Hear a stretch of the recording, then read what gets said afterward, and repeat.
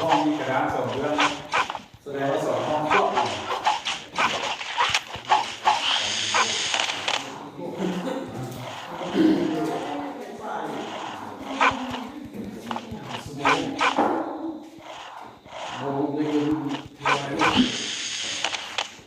มันสื่องานนะ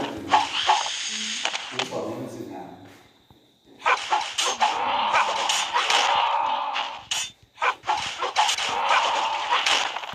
ที่ที่เขียนกระดาษ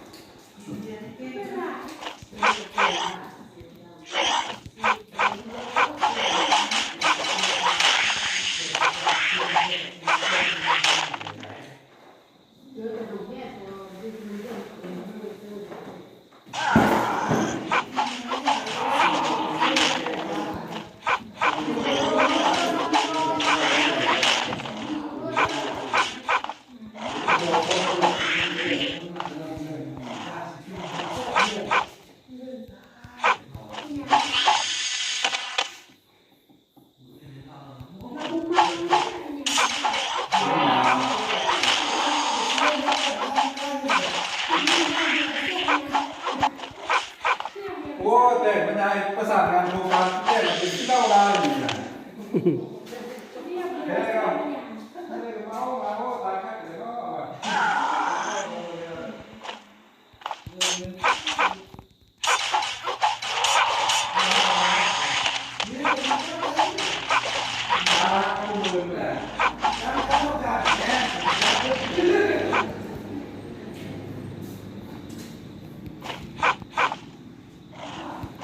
ก็กินน้ำมันรู้เดี๋ยวกินน้ำมันแล้วเนี่ยไม่หมดเลยน่าเลยงานแล้วมันก็กินน่าหลายเลยที่ว่ามันก็มันกินกันที่ว่าเดี๋ยวนี้ว่ามันมาสนามแต่มันดื้อไม่ได้มาเลย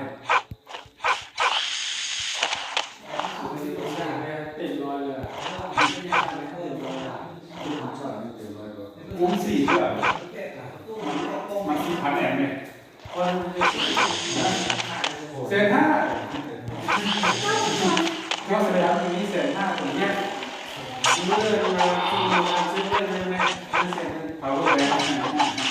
เนี่ยเนี่ยซื้อเลยผมมาซื้อเลยโอ้ยราคาที่มือนี่